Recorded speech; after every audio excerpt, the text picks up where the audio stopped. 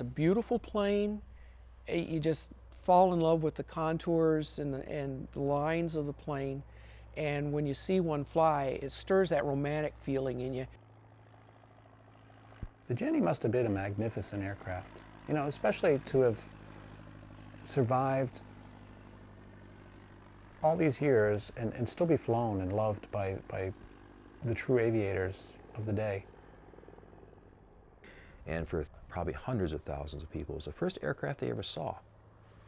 It is undoubtedly the most famous Curtiss airplane, by far. And it's left a mark in aviation that will always be there. And I picked out the Jenny because of the fact that it was made out of wood, and it was one of these units that was always in the movies. So that was, I mean, if everybody saw the movie The Great Waldo Pepper, that's it. So many people got their first airplane ride, their first exposure, their first sight of an airplane by seeing a Jenny fly overhead. The Jenny is the classic, it's the icon of antique airplanes. It's everyone's love affair with an old biplane. It's just wood, sticks, wires that create this masterpiece of a flying machine.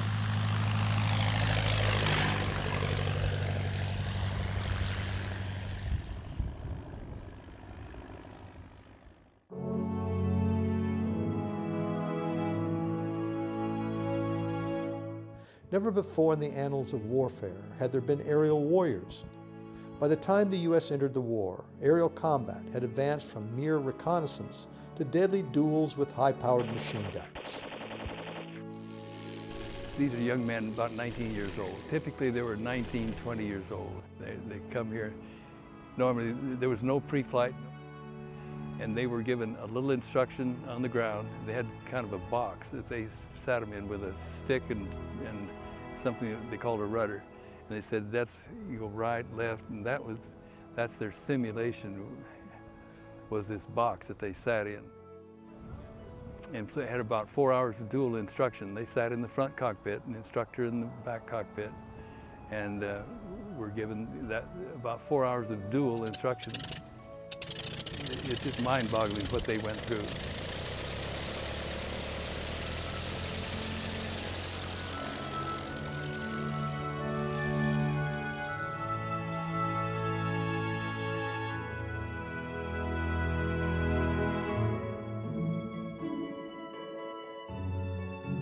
Typical day, you can fly until about 10 or 11 o'clock, and then after that, the winds get up. And winds above about 15 miles an hour, 15, 20 miles an hour is pretty difficult for a Jenny. We don't fly more than 10 knots. So the wind was the biggest problem? Well, probably not. The biggest problem was the OX-5 engine, the old engine. We didn't know how to maintain it. It was not reliable at all, and these engines would just quit. They'd throw a rod or something. They'd have to land in a wheat field someplace, and that's why they took a carrier pigeon with them. They always carried a carrier pigeon with them in the little compartment behind the pilot seat. And if they had to make a forced landing, they would tie a note to the leg of the carrier pigeon, and he'd let him go, and he'd fly back to the base and tell him, well, I'm out here at Sam's pasture, you come and get me.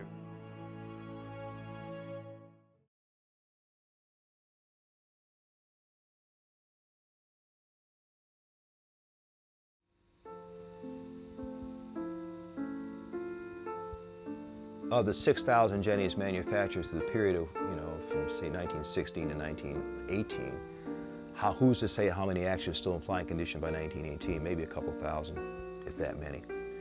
And bear in mind, there are a lot of pilots that came out of World War I, just like World War II, having been taught to fly, want to stay in it. And here's a Jenny. The story is, when Lindbergh wanted to get a Jenny, he swapped his motorcycle a couple $100 and he had a Jenny. But that was an avenue for people to stay in aviation they wanted. They've been trained to fly, taught to fly during the war, get a Jenny for dirt cheap, and go out and go barnstorming.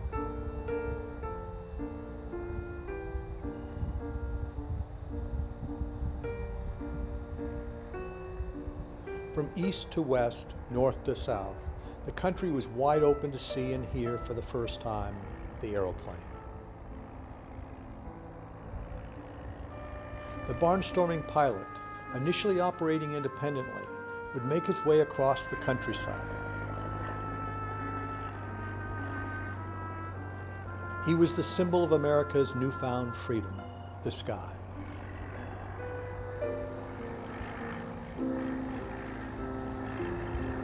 To be a barnstormer, I mean, must have been an amazing thing to be a nomad of sorts, flying around the country with really nowhere to call home, living under the wing of your airplane, and hoping that you get from place to place without bending the airplane. The stories of the early barnstormers and how they had the tired old Jennies that they bought for practically nothing and kept together with baling wire and chewing gum and whatever they could find. I just remember reading about the Jenny, about how popular it was.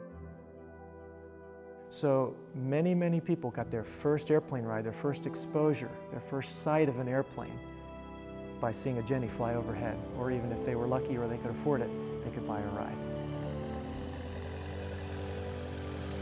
The Jenny and the barnstorming here, I think, is really what, you know, most people's first airplane they saw or rode in was a Jenny.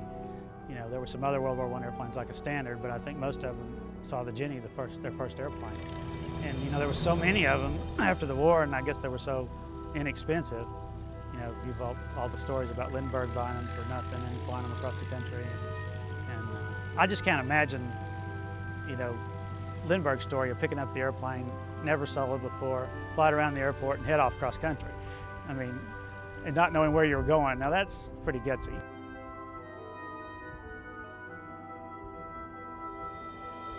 In the beginning, the cost started at $15 for a 5-minute ride. To attract attention, barnstormers would select a town that had a flat field nearby and circle it until enough town folks came out. If the people continued about their business, I did the same. But if the animals and fowl took off for the woods and the kids tried to follow me, I looked for a farmer's field from which to operate. When I found one, I buzzed the town again to get the whole population following me like the children of Hamelin followed the Pied Piper. Basil Lee Rowe, aviator. Often criticized by the press as dangerous and foolhardy, there wasn't a more popular way to sell the airplane to America. Barnstorming pilots were portrayed as the very figures of romance, stepping out of their cockpits, goggles pushed back on leather flying caps, and white scarves thrown carelessly around their necks. We will take you high or low, fast or slow, and any way you care to go. It's worth a ride to see whether you like it or you don't. Like Castoria, children cry for it and old maids sigh for it. The thrill of a lifetime.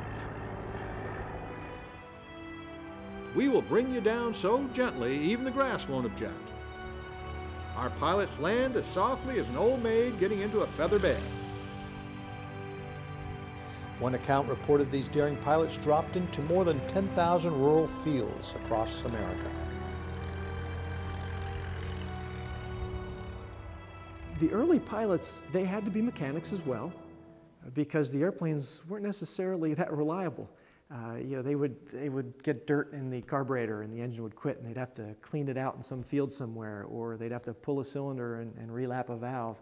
It was necessity because that was their livelihood. If the airplane didn't run, they didn't make any money and they couldn't eat. So they became very knowledgeable about how to maintain the airplanes.